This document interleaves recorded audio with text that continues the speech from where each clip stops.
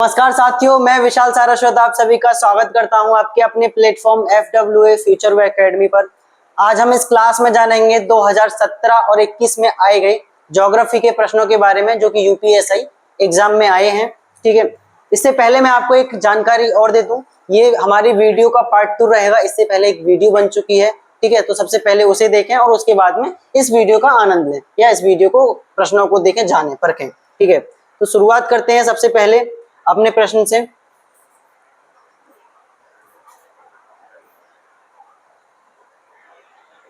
हमारा पहला प्रश्न है 1912 में महाद्वीपीय विस्थापन सिद्धांत का प्रस्ताव किसने रखा था। तो मैं आपको बता दूं, 1912 में एक बड़े अच्छे ही विद्वान वैज्ञानिक हुए थे, एल्फ्रेड वेगनर जिनका नाम था। इन्होंने बताया था कि जो महाद्वीप हैं वो एक दूसरे से दूर जा रहे हैं। इन्होंने बताया था कि जो महाद्वीप हैं वो एक दूसरे से दूर जा रहे हैं। इट मींस एक दूसरे के विपरीत क्रिया कर रहे हैं, एक दूसरे से दूर जा रहे हैं। ठीक है, तो ऑप्शन नंबर इसका बी इज करेक्ट आंसर होगा। एल्फ्रेड वेगनर ने बताया था कि महाद्वीप एक दूसरे से दूर जा रहे हैं, एक दूसरे से दूरी की तरफ दूरी बढ़ा रहे हैं अपनी। ठीक है, आगे मैं बात करूं इस प्रश्न में बात करूं,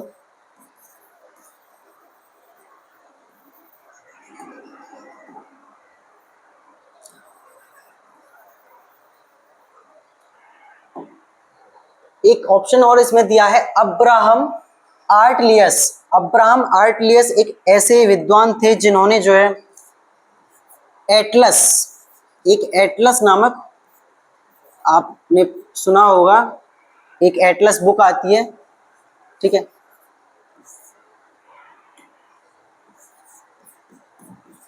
एटलस बुक का इन्होंने जो है निर्माण किया था। एटलस क्या है? एटलस एक मैप्स की बुक है, इसको हम कह सकते हैं बुक ऑफ मैप्स। ठीक है, एक मानचित्र की किताब है जिसे एटलस के नाम से जाना जाता है। ठीक है, आगे मैं बात करूं आर्थर होम्स के बारे में, ऑप्शन नंबर सी के बारे में। तो जो ऑप्शन नंबर सी है आर्थर होम्स ने एक सिद्धांत दिया था, मेंटल संवहन का सिद्धांत। इन्होंने बताया था कि गर्म वायु, पृथ्वी के अंदर से जो गर्म वायु है वो प्लेटों को ढकेलती है या प्लेटों में हलचल उत्पन्न करती है। ठीक है, तो हम अब्राहम आर्टलियस को याद रखेंगे। किस लिए? अब्राहम आर्टलियस को हम याद रखेंगे एटलस के लिए, इनको याद रखेंगे। इनको महाद्वीपीय विस्थापन सिद्धांत के लिए याद रखेंगे, विस्थापन सिद्धांत के लिए याद रखा जाएगा एल्फ्रेड वेगनर को। ठीक है, आर्थर होम्स को याद रखा जाएगा मेंटल संवहन की सिद्धांत के लिए, ठीक है, और थॉमस अल्वा एडिसन को तो आप जानते ही होंगे, इन्होंने क्या किया था? बल्ब का आविष्कार किया था। बल्ब का आविष्कार किया था। तो इसका option number B is correct answer होगा। महाद्वीपीय विस्थापन सिद्धांत का जो सिद्धांत है वो किसने दिया था? एल्फ्रेड वेगनर ने दिया था। आगे बात करते हैं, अगला प्रश्न है हमारा, वह महाद्वीप या सुपर कॉन्टिनेंट कौन सा था जिसका अर्थ ऑल द अर्थ यानी सारी पृथ्वी या सारी दुनिया था। तो मैं आपको बता दूं, सबसे पहले वैज्ञानिकों का एक ऐसा मानना था कि संसार में सबसे पहले जो महाद्वीप था, एक महाद्वीप जो था, सबसे पहला जो महाद्वीप था उसको पेंजिया के नाम से जाना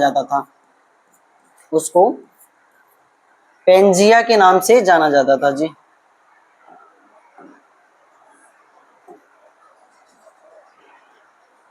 पेंजिया के नाम से जाना जाता था। और इस पेंजिया महाद्वीप को चारों ओर से एक महासागर घेरे हुए था जिसका नाम पेंथालासा था। ठीक है, महासागर का नाम था पेंथालासा महासागर था। ठीक है, तो इसका option number B is correct answer होगा। इससे हम सुपर कॉन्टिनेंट पूछा है इसने हमसे, पेंथालासा महासागर हो जाएगा सबसे पहला या सबसे बड़ा। पेंजिया महाद्वीप हो जाएगा। ठीक है। फॉकलैंड के बारे में चर्चा करें थोड़ी सी, तो फॉकलैंड जो है, सॉरी, फॉकलैंड के बारे में अगर हम चर्चा करें तो फॉकलैंड दक्षिण अमेरिका के पास उपस्थित एक द्वीप है, ठीक है, जिस पे यूके का आधिपत्य है, जिस पे यूके का आधिपत्य है। अभी चित्र की सहायता से समझेंगे इसे।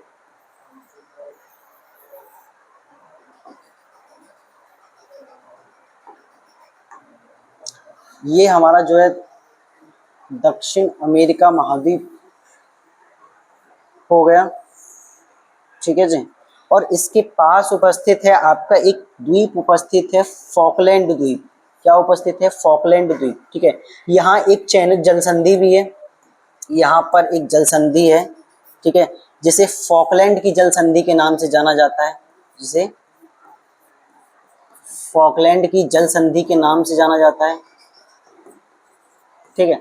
और ये किन दो निकायों को अलग करती है, जल निकाय, किन दो स्थलों को अलग करती है? तो दक्षिण अमेरिका को ये अलग करती है फॉकलैंड द्वीप से, ठीक है। दक्षिण अमेरिका को ये अलग करती है फॉकलैंड द्वीप से।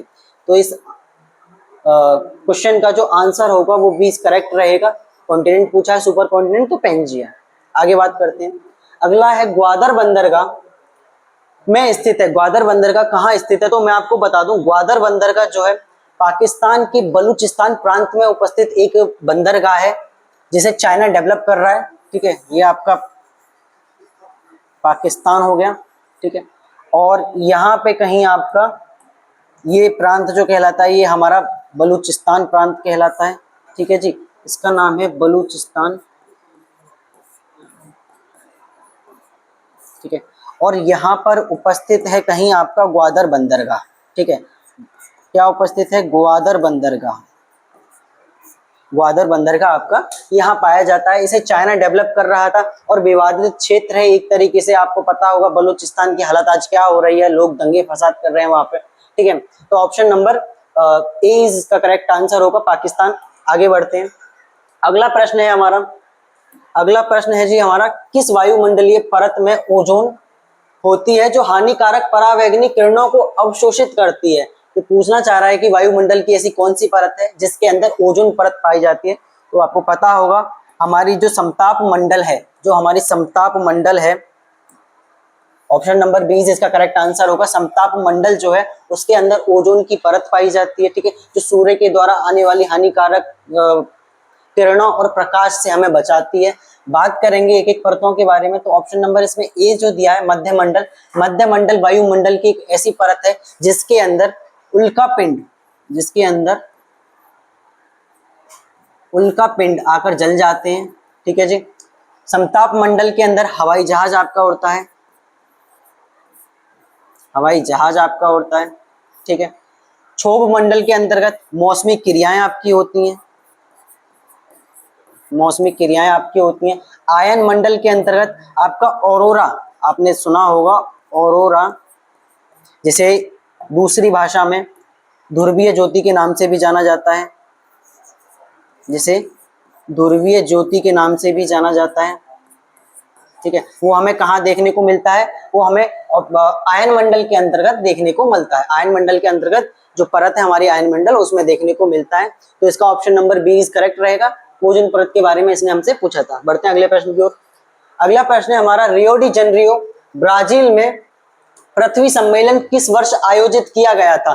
रियो डी जेनेरियो ब्राजील में किस वर्ष सम्मेलन हुआ था? तो ब्राजील में एक सम्मेलन हुआ था रियो डी जेनेरियो 1992 ईस्वी में, ठीक है। और ये जो सम्मेलन था ये पर्यावरण से संबंधित था, ठीक है, और सतत विकास से संबंधित था। पर्यावरण और सतत विकास से ये सम्मेलन जो था वो संबंधित था। तो ऑप्शन नंबर सी जिसका करेक्ट आंसर होगा। 1992 में ये सम्मेलन हुआ था ब्राजील के अंदर।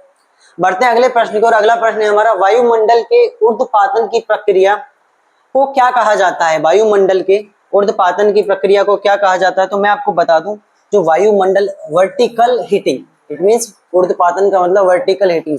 वायुमंडल में क्या होता है कि जब हवा गर्म हो जाती है तो अपनी वो नीचे यानी ठंडी हवा को वो गर्म करती है, ठीक है। गर्म वायु जो हमारी ठंडी वायु है उसको गर्म करती है और वो ठंडी वायु गर्म होकर ऊपर की ओर पुनः उड़ जाती है। तो इट मीन्स ये जो प्रक्रिया है, वर्टिकल जो प्रक्रिया है, ऊर्ध्वाधर जो प्रक्रिया चल रही है, इसको संवहन कहा जाता है। ठीक है, इसको क्या कहा जाता है? इसको संवहन कहा जाता है। ठीक है जी, इसको क्या कहा जाता है? संवहन कहा जाता है। तो ऑप्शन नंबर बी इसका करेक्ट आंसर होगा। ठीक है, आगे बात करते हैं। अगला प्रश्न है हमारा, वह प्रक्रिया जिसके द्वारा वायु में जल वाष्प जल की बूंदों में परिवर्तित हो जाती है। इट मीन्स जो जल की वाष्प है, जो जल वाष्प है वायुमंडल में, वो जल की बूंदों में परिवर्तित हो जाती है। ये उस प्रक्रिया के बारे में हमसे पूछना चाह रहा है। तो आपको पता होगा उस प्रक्रिया को संघनन की प्रक्रिया कहा जाता है। क्या कहा जाता है? ऑप्शन नंबर बी इसका करेक्ट आंसर होगा, संघनन की प्रक्रिया। ठीक है, यही प्रक्रिया वर्षा कराती है, आपको पता हो तो। यही प्रक्रिया क्या कराती है? वर्षा कराती है। इसके बिना वर्षा नहीं होगी। Option number B correct answer होगा। आगे बढ़ते हैं। अगला प्रश्न है हमारा, हीरे, सोने और प्लेटिनम का सबसे बड़ा उत्पादक कौन सा महाद्वीप है? हीरे, सोने और प्लेटिनम के लिए सबसे बड़ा उत्पादक महाद्वीप कौन सा है? क्वेश्चन पूछा है हमसे। तो मैं आपको बता दूं, जो आपका अफ्रीका महाद्वीप है, जो आपका अफ्रीका जो महाद्वीप है आपका, ये आपका हीरे, सोने और प्लेटिनम के लिए जाना जाता है। ठीक है, यहाँ पर दक्षिण में कहीं जाकर एक खान है हीरे की, जिसका नाम है किम्बरले। आपने सुना होगा शायद, किम्बरले हीरे के लिए जानी जाने वाली एक खान है जो अफ्रीका में पाई जाती है। ठीक है, किसके लिए जानी जाती है? हीरा के लिए जानी जाती है। बढ़ते हैं अपने अगले प्रश्न की ओर। अगला प्रश्न है हमारा, वाष्पीकरण के फलस्वरूप होता है। तो मैं आपको बता दूं, वाष्पीकरण के फलस्वरूप, इट मींस इस प्रश्न को हम ऐसे समझते हैं कि जब आपको बुखार आता है तो आपका शरीर पूरा गर्म हो जाता है। जैसे ही पसीना रिड्यूस होता है, आपके शरीर से पसीना मुक्त होता है, तो शरीर क्या होता है? ठंडा होने लगता है। ठीक वही प्रक्रिया यहाँ है। वाष्पीकरण के फलस्वरूप हमें कूलिंग प्राप्त होगी एक तरीके से। ठीक है, क्या प्राप्त होगी? कूलिंग प्राप्त होगी, शीतलन हम कह सकते हैं। Option number B correct answer होगा। यही प्रक्रिया गर्मियों में मटके में ठंडा पानी रखती है। मटके की जो गर्म ऊर्जा है, जो चारों तरफ उसकी गर्म ऊर्जा है, वो मुक्त हो जाती है और पानी जिसके कारण क्या रहता है? ठंडा रहता है। ठीक है, आगे बात करते हैं। अगला प्रश्न है, विश्व में जूट उत्पादन में भारत का क्या स्थान था? भाई साहब, इस क्वेश्चन को बच्चा जानता है कि भारत जूट उत्पादन में पहला राज्य मतलब देश रहा है विश्व में। तो ऑप्शन नंबर इसका ए करेक्ट आंसर होगा। ठीक है, बहुत ही इजी प्रश्न है ये। आगे बढ़ते हैं।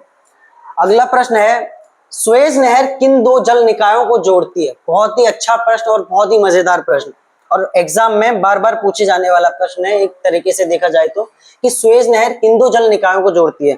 तो सबसे पहले हम इस प्रश्न के बारे में थोड़ी सी लंबी चर्चा करेंगे। सुएज नहर किन दो जल निकायों को जोड़ती है? तो मैं बता दूं आपको कि सुएज नहर यहां कहीं आपकी पाई जाती है। ये आपका अफ्रीका हो गया, और ये जो एरिया है आपका, यहाँ कहीं सुएज नहर पाई जाती है आपकी। ठीक है, इससे इधर वाला जो एरिया है, ये एक सागर है। ठीक है, और ये बीच में जो है, ये भी एक सागर है। इन दोनों सागरों का जो नाम है, इस सागर का नाम है भूमध्य सागर। भूमध्य सागर। और इस सागर का नाम है लाल सागर। लाल सागर। इट मीन्स हम कह सकते हैं कि जो सुएज नहर है वो भूमध्य सागर और लाल सागर को एक दूसरे से जोड़ रही है। भूमध्य सागर और लाल सागर को एक दूसरे से जोड़ रही है, यानी ऑप्शन नंबर हमारा सीधा हमें दिख रहा है, बी इज करेक्ट आंसर होगा। बात करेंगे पहले ऑप्शंस के बारे में, थोड़ी सी चर्चा और करेंगे। पहले ऑप्शंस के बारे में थोड़ी सी चर्चा करेंगे। कहा है कि काला सागर और भूमध्य सागर को कौन जोड़ता है? काला सागर और भूमध्य सागर को कौन जोड़ता है? तो मैं आपको बता दूं, काला सागर और भूमध्य सागर को एक जल संधि है, बॉस्फोरस जल संधि। एक जल संधि है, बॉस्फोरस जल संधि।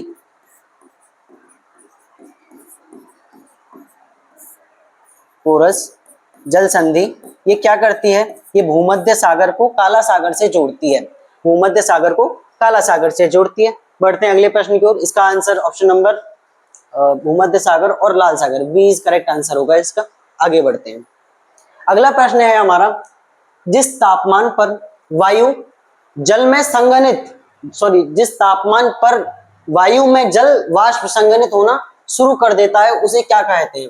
जिस तापमान पर वायु जल वाष्प में संघनित होना शुरू कर देती है उस तापमान को क्या कहा जाता है? इट मीन्स आपने देखा होगा कि सर्दियों के दिनों में जो हमारी जल वाष्प है वो जल के रूप में एक निश्चित बिंदु पर, एक निश्चित पॉइंट पर वो जल की बूंदों के रूप में परिवर्तित हो जाती है, जिसे हम ओस के रूप में जानते हैं। तो हम कह सकते हैं कि वो क्या कहलाता है, उसका ओसांग कहलाता है। क्या कहलाता है? ड्यू पॉइंट कहलाता है। ठीक है, आगे बात करते हैं अगले प्रश्न के बारे में।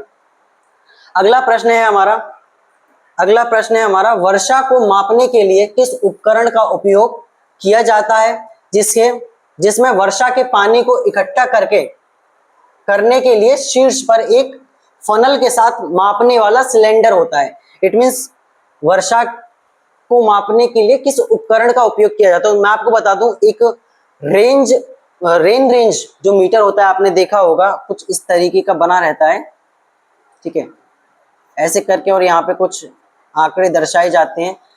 ठीक है, इस मीटर के द्वारा, इस उपकरण के द्वारा वर्षा को मापा जाता है। ठीक है जी, वर्षा को मापा जाता है रेंज गेज के द्वारा। ठीक है, रेंज भी इसे कई बार बोल दिया जाता है। बात करें पायरोनोमीटर की तो पायरोनोमीटर को किस लिए उपयोग में लिया जाता है? ये पृथ्वी की सतह पर सूर्य के द्वारा जो आता प्रकाश है, जो प्रकाश आता है, सौर विकिरण जो आती है, उसको मापने के लिए इस मीटर का उपयोग किया जाता है। ठीक है, बात करें रेन मीटर, ऐसे कोई रेन मीटर नहीं होता, वो रेंज मीटर होता है। बात करें एनीमोमीटर की तो एनीमोमीटर के द्वारा हवा की गति, ठीक है, और दिशा को मापा जाता है। हवा की गति और दिशा को मापा जाता है।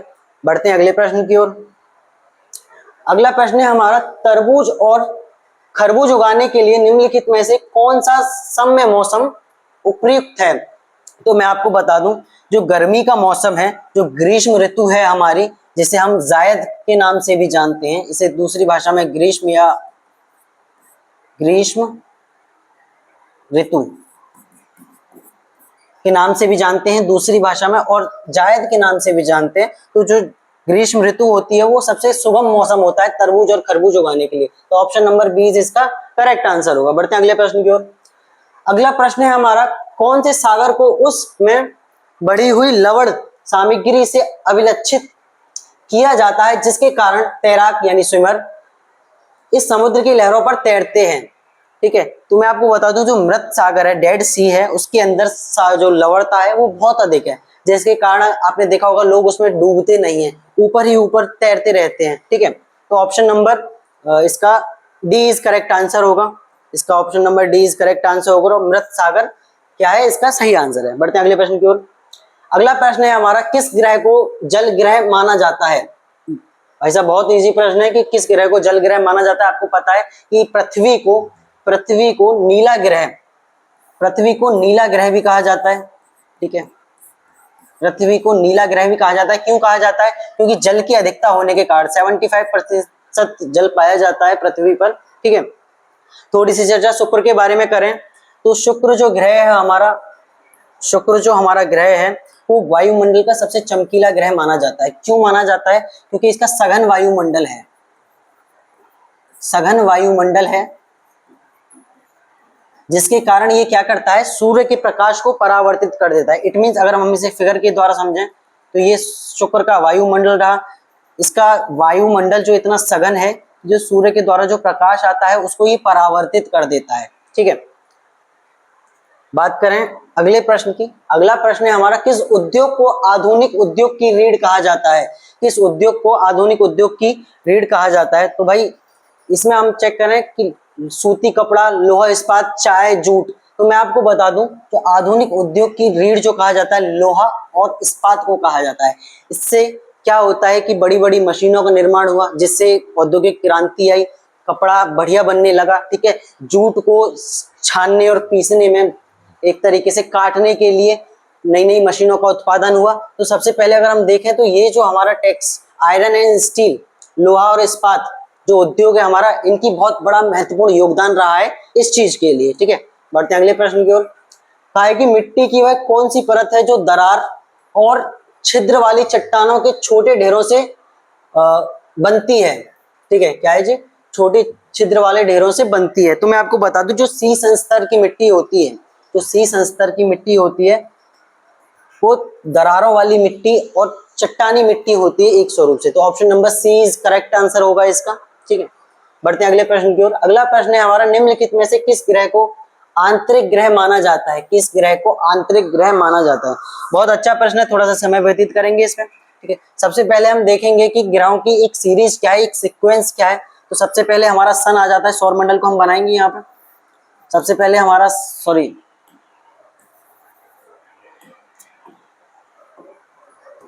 सबसे पहले हमारा यहाँ पे सन आ जाता है जी। ठीक है, उसके बाद में हमारे ग्रह आते हैं। सबसे पहले हमारा, इसको याद करने के लिए बहुत अच्छी ट्रिक हमारे एनसीईआरटी ने दी थी कि एक एक दिन का गैप करते जाओ। आप जो है बुध से स्टार्ट करें और एक एक दिन का गैप करते जाएं, आगे बढ़ते चलें दिनों को लेकर। जैसे मैं बात करूं, सबसे पहले शुक्र के सन के पास जो है वो बुध है। ठीक है, बुध के बाद क्या आता है आपका, शुक्र आता है। शुक्र को गैप करो, शुक्र के बाद क्या आता है, बुध। बुध के बाद बृहस्पति आता है, बृहस्पति को गैप करो और क्या आता है, शुक्र आता है फिर। ठीक है, शुक्र। शुक्र के बाद क्या आता है, शुक्र के बाद शनिवार आता है और शनिवार के बाद क्या आता है, संडे आता है। संडे का मतलब हम कह सकते हैं कि संडे हम हंसी खुशी कहाँ व्यतीत करते हैं, पृथ्वी पर व्यतीत करते हैं। सर, पृथ्वी यानी अपनी भूमि। ठीक है, तो पृथ्वी। ठीक है, संडे के बाद क्या आता है, मंडे। मंडे को स्किप करेंगे, क्या आएगा, मंगल आएगा। क्या आएगा, मंगल आएगा। ठीक है, मंगल। मंगल के बाद क्या आएगा, मंगल बुध बृहस्पति आएगा। मंगल बुध को स्किप करेंगे तो अगला क्या आएगा, बृहस्पति आएगा। बृहस्पति आएगा। ठीक है, बृहस्पति को स्किप करेंगे, बृहस्पति। शुक्र। शुक्र को स्किप करके क्या आएगा, शनि आएगा। ठीक है, और शनि के बाद अरुण और वरुण। अरुण और वरुण। ठीक है, ये एक सीरीज है हमारी ग्रहों की। ठीक है, तो सबसे पहले जो पहले चार ग्रह हैं हमारे, जो हमारे पहले चार ग्रह हैं, बुध, शुक्र, पृथ्वी और मंगल, इन ग्रहों को कहा जाता है आंतरिक ग्रह।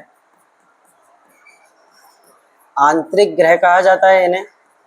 और जो बाहरी ग्रह हैं, जो हमारे बाह्य ग्रह हैं, इनको कहा जाता है बाहरी ग्रह। ठीक है, इन्हें दूसरी भाषा में हमें बात करूं तो चट्टानी ग्रहों के नाम से भी जाना जाता है। चट्टानी ग्रह इन्हें कहा जाता है क्योंकि ये चट्टानों से निर्मित होते हैं। और ये जो ग्रह हैं हमारे, ये हमारे निर्मित होते हैं गैसों से, तो इन्हें गैसीय ग्रह कहा जाता है। ठीक है, इन्हें क्या कहा जाता है, गैसीय ग्रह कहा जाता है। इन ग्रहों के बीच में, मंगल और बृहस्पति के बीच में एक कुछ ग्रहों की पट्टी पाई जाती है, कुछ छोटे छोटे टुकड़ों की। ठीक है, कुछ छोटे छोटे टुकड़ों की पट्टी पाई जाती है, जिन्हें क्षुद्र ग्रह की पट्टी कहा जाता है। जिन्हें क्षुद्र ग्रह की पट्टी कहा जाता है। ठीक है, यहाँ ये जो डार्क मैं कर रहा हूं, ये क्या है, ये क्षुद्र ग्रह हैं हमारे, क्षुद्र ग्रह। ठीक है, क्वेश्चन आ जाता है कई बार कि क्षुद्र ग्रह की पट्टी किन दो ग्रहों के मध्य पाई जाती है, तो मंगल और बृहस्पति के मध्य पाई जाती है। ठीक है, बढ़ते हैं अपने अगले प्रश्न की ओर। तो इसका ऑप्शन नंबर आंतरिक ग्रह, आंतरिक ग्रह माना जाता है। तो आंतरिक ग्रह अपना चेक करेंगे तो हमारा शुक्र इसमें सूटेबल है, यानी डी इज करेक्ट आंसर होगा। बढ़ते हैं अगले प्रश्न की ओर। अगला प्रश्न है हमारा, निम्नलिखित में से किस ग्रह को आंतरिक ग्रह माना जाता है? अरे यार, डबल डबल आ गया है।